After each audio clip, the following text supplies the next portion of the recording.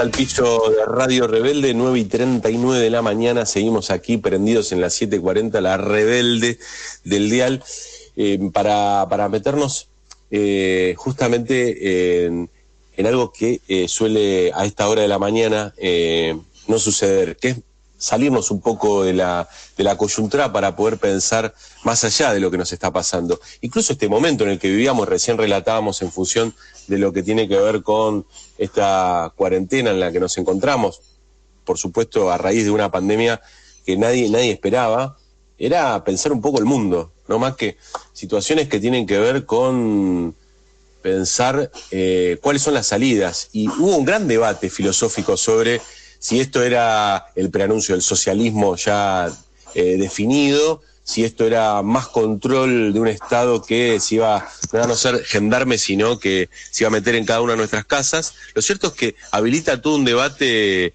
importantísimo que nos llevó a encontrar a alguien que acaba de publicar un libro, y esto no es raro en este momento. Estamos hablando de Esteban Montenegro, filósofo, escritor, además responsable editor de Nomos, esta editorial nueva que empieza a sacar infinidad de libros interesantes sobre nuevas teorías, podemos llamarlo, nuevas teorías para nosotros, ¿no? Pero posicionamientos en términos de geopolítica que me parece imprescindible adquirir y tener en cuenta. Y es este nuevo libro que se llama Pampa y Estepa, Peronismo y Cuarta Teoría Política, de Esteban Montenegro. Y lo saludamos a Esteban, que está aquí con nosotros. ¿Cómo andas, Esteban?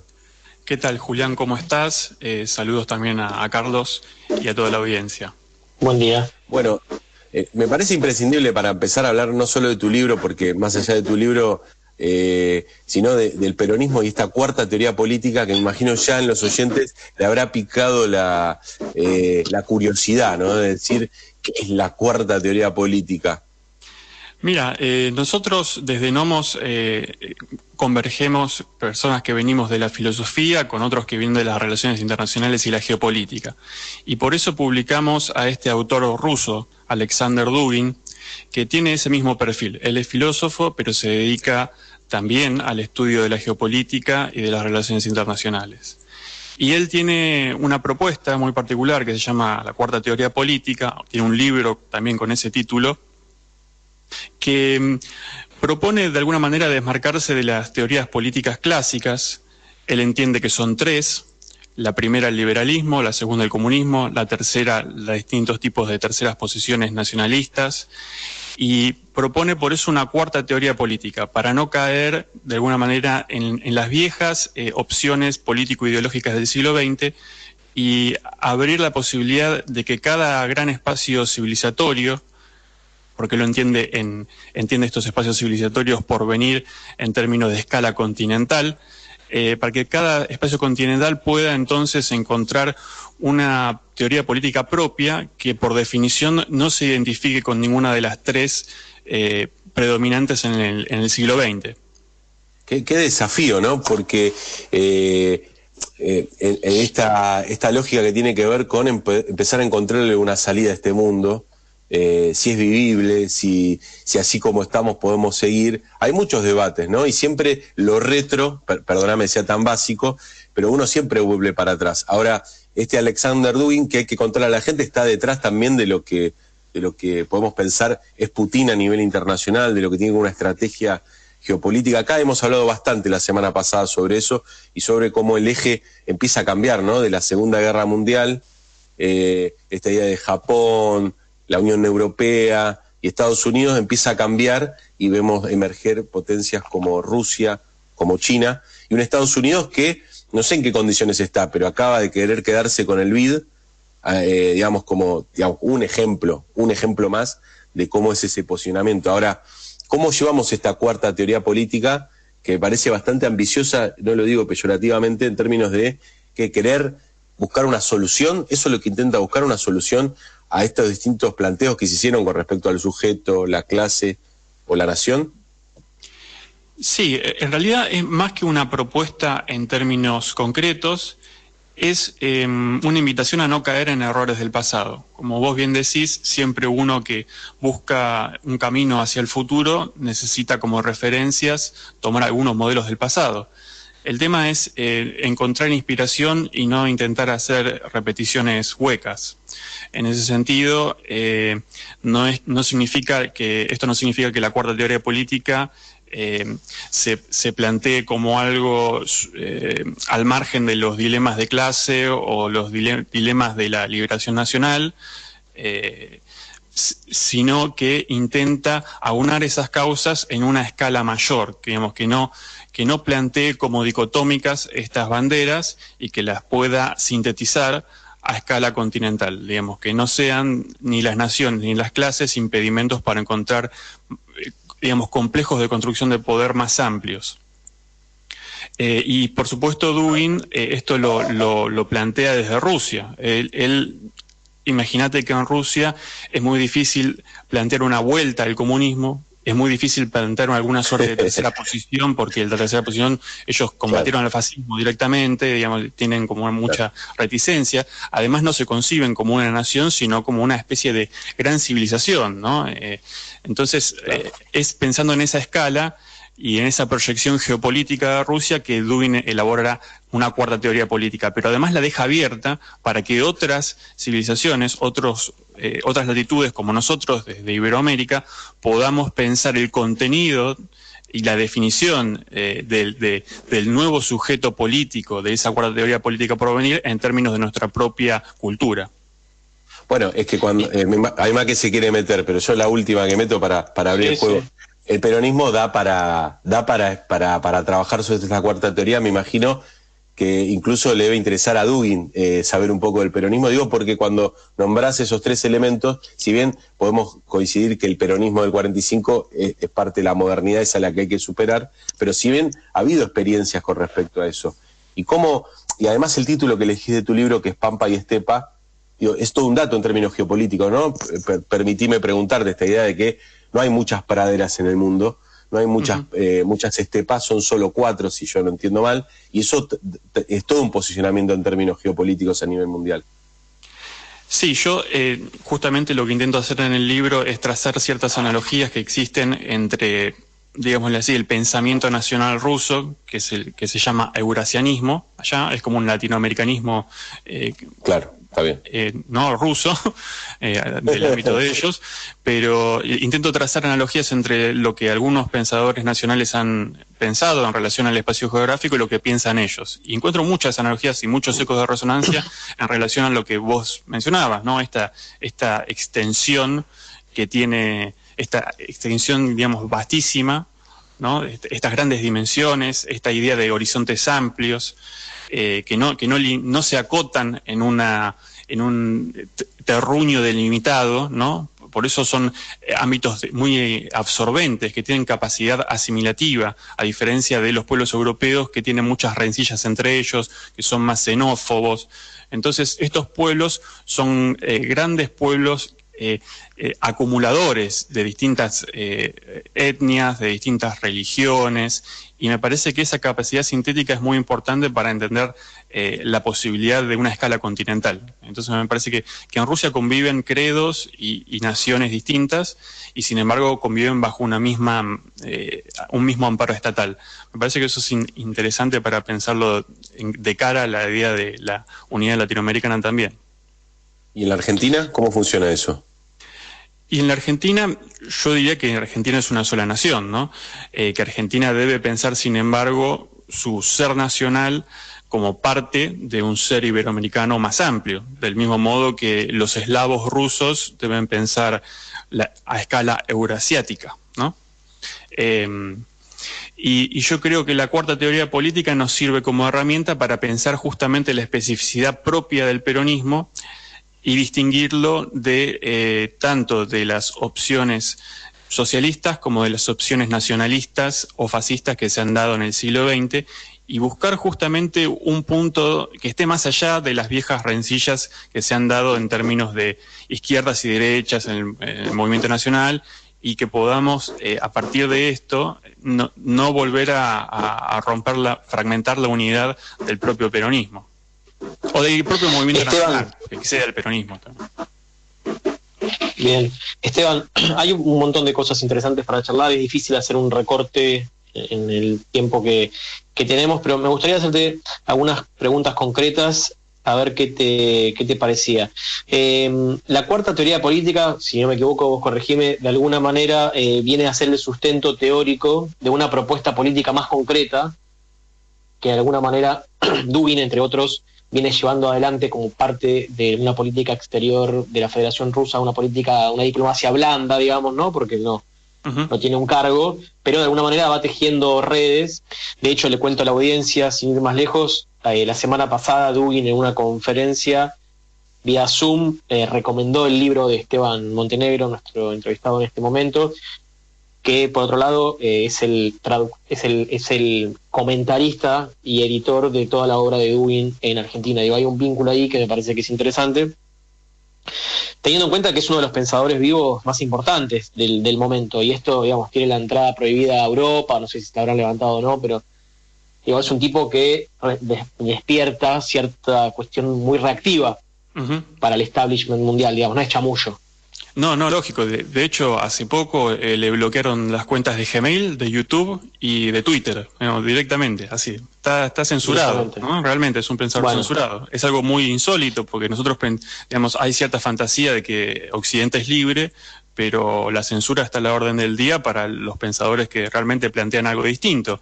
Y que no, digamos, Dugin no plantea nada que esté fuera de la ley, digamos, es un filósofo, ¿no? Entonces le bloquearon un canal donde él habla de filosofía política, simplemente por ser antiliberal, por estar en contra de la Unión Europea, digamos, bueno, estas cosas, de Estados Unidos.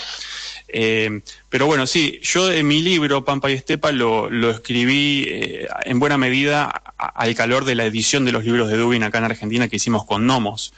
Entonces, de hecho, los primeros 2 capítulos son parte de un escrito que yo le entregué personalmente cuando él vino por primera vez acá a la Argentina. Y bueno, forma parte de un diálogo profundo con él, que lo entendemos como uno de los pensadores vivos más ricos, independientemente de que uno pueda encontrar matices con sus posiciones, que a veces son muy duras, ¿no? Porque plantea un tradicionalismo muy integral, en el sentido de rechazar la modernidad de cuajo. Esto a veces se malinterpreta como si fuera un rechazo de la tecnología o que no tendría que ver con el camino industrialista del peronismo. Sin embargo, el tradicionalismo es una cuestión de principios, no tiene que ver con los medios. Y la industrialización, en todo caso, hay que concebirla como medio. Eso es lo que propone Dugin. Él entiende que lo que se debe en las naciones es una modernización defensiva. Es decir, hay que modernizarse para enfrentar al poder central del liberalismo anglosajón, pero eso no significa que esa sea la meta, ¿no? Como ellos nos proponen, que el crecimiento y el desarrollo por sí mismo supone un bien. Entonces, yo en mi libro además me encargo también de plantear esa discusión en términos autóctonos, como la vieja discusión que tienen las posiciones nacionales con el desarrollismo, un poco olvidadas, pero que Jauretche ha sido un gran propulsor de ellas, ¿no?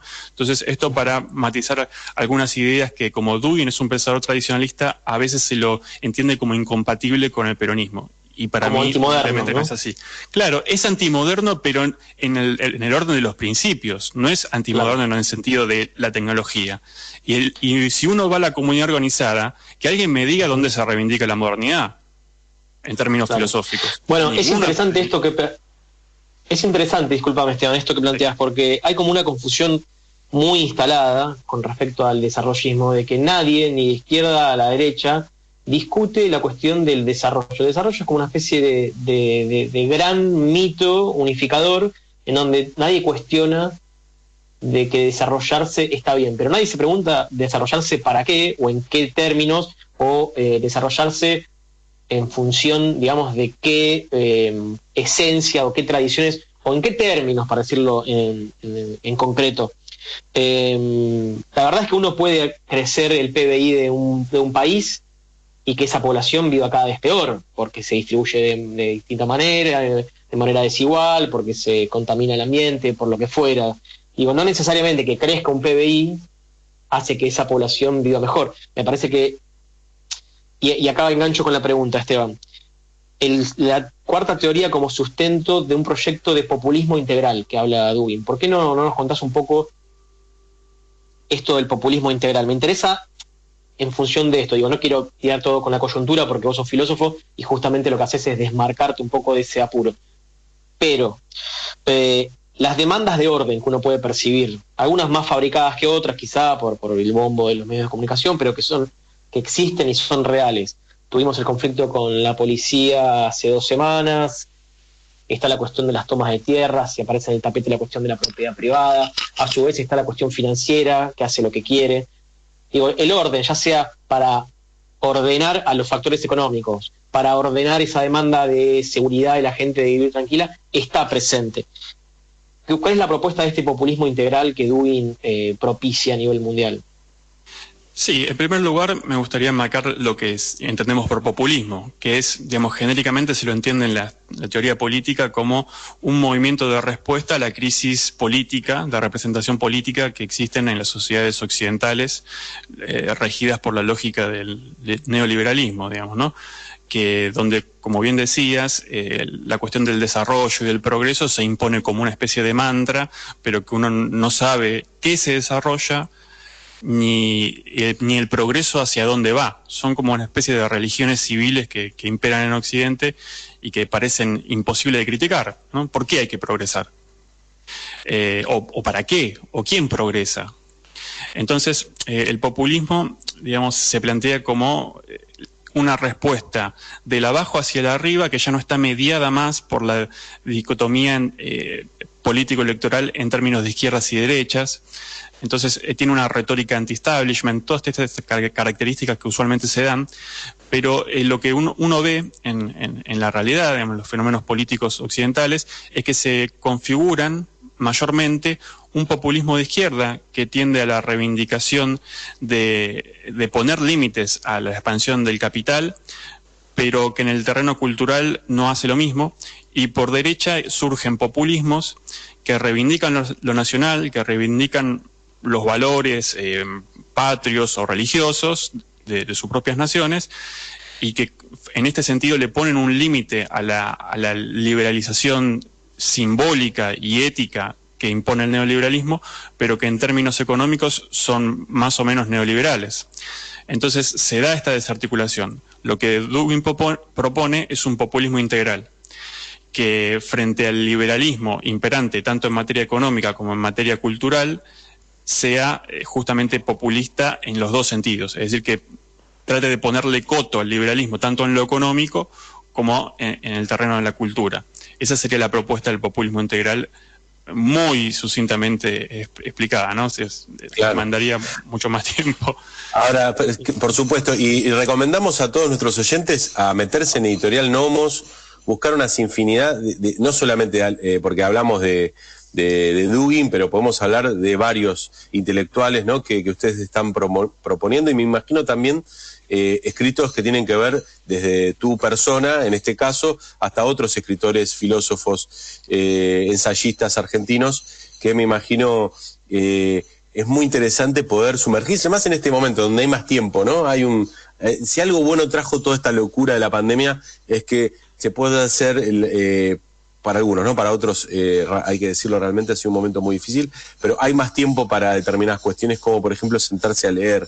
Ahora, en este borde sobre el tiempo, ¿no? Porque la modernidad, por más que haya que terminarla, todavía existe, lamentablemente, ¿no? Impone su ritmo, ¿no? Impone su ritmo. Estamos sobre la pausa, como una metáfora de la modernidad. A mí me pareció muy interesante porque todo este planteo que se hace de la cuarta teoría política, porque intenta ponerse el cascabel a la posmodernidad, ¿no? Como si la modernidad ya hubiera definido que está muerta la modernidad, ahora, pero no sabemos muy bien qué es lo que tiene que nacer. Y en ese debate me imagino están ustedes. ¿Querías decir algo con eso? Sí, mira, la posmodernidad se plantea plantea relativizar toda apelación a la realidad diciendo que todo es discurso. Y la verdad que no es así. Cuando vemos que faltan cloacas, que falta dinero en el bolsillo de los trabajadores, que falta tantas cosas por realizar, que no tenemos industria nacional, que no tenemos fuerzas armadas, que no tenemos soberanía política, que no tenemos autoridad del Estado. Entonces, cuando hablamos de populismo integral, hablamos de todas estas cosas, ¿no? De que no están desarticuladas, porque si falta soberanía política del Estado no se puede conseguir lo demás. Entonces necesitamos autoridad estatal fuerte para que se puedan llevar a cabo estas cosas. Y eso es un poco lo que yo trato también de plantear en mi libro. Necesitamos, para construir poder, lo que se necesita es una disposición subjetiva, de decir, una actitud existencial que te permita construir poder. Necesitas tener el coraje de querer hacerlo, de combatir intereses, y eso es un poco lo que está en juego, me parece. Bueno, ahí va mi última pregunta, y me parece que ahí arrancó el filósofo que todos queríamos escuchar, ¿no? Falta, digo, porque tenemos una situación donde vos tenés la fuerza nacional y popular en la Argentina, ¿no? Hablando de cuestiones concretas, que está en el gobierno, incluso con lo más liberal del movimiento, ¿no? Me tomo esa posibilidad de nombrar a Massa como eso, ¿no? Que no sé, en Dugin, ¿qué sería? Si ¿cómo es? La sexta columna sería para Dugin, ¿son los liberales de adentro? Un poco, sí, sí. Un poco, no sé, bueno, no nos metamos en ese tema. Ahora, donde vos tenés algo nuevo, ¿no? Donde la figura fuerte está en el segundo, está como vicepresidenta. O sea, toda la biblioteca que vos puedas tener se prende fuego en términos de este ensayo, con un contexto donde el poder real, los liberales, como vos quieras llamarlo, a través del poder judicial, a través de los medios y a través de la economía concentrada, tienen las llaves centrales, donde el pueblo no puede salir a marchar porque tiene responsabilidad, porque vas a coincidir conmigo que no está bueno que la gente salga y se contagie, digo, en términos de lo que realmente está pasando, hasta que no haya una vacuna. Hay una encrucijada, ¿y cómo se resuelve eso? Yo no te pido una respuesta práctica, pero digo, y Alberto Fernández, que para muchos es una figura que logró justamente llegar a la presidencia porque se mostró como alguien pasivo, de centro, no conflictivo. Entonces, en este contexto, ¿no? Porque la filosofía, entiendo yo, ¿no? También es un arma para el hacer. ¿Cómo se destraba esta encrucijada que está planteada y que, por supuesto, no tenemos todas las herramientas para hacerlo?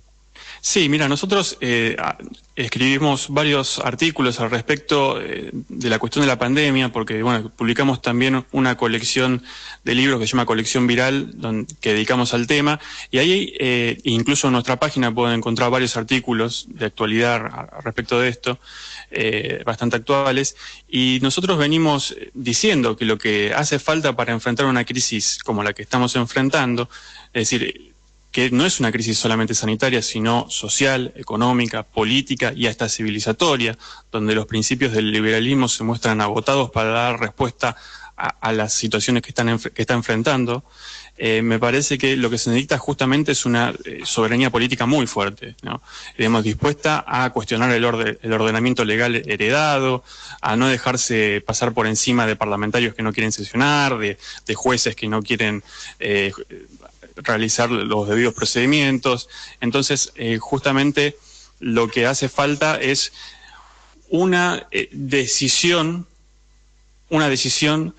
que no estaba prevista por un frente electoral que pretendía justamente llevar las cosas de manera más calma, digámosle así, ¿no?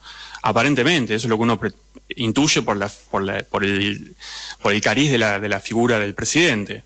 Entonces se da ese encontronazo, que necesitamos una autoridad muy fuerte para un momento que se pensaba como de transición pacífica, y que el golpe de timón no se dio en el momento oportuno y que ahora aparece quizás muy tarde. Entonces llegamos a un momento donde, como algunos dicen bien, todas las decisiones que se puedan tomar son malas y son peligrosas.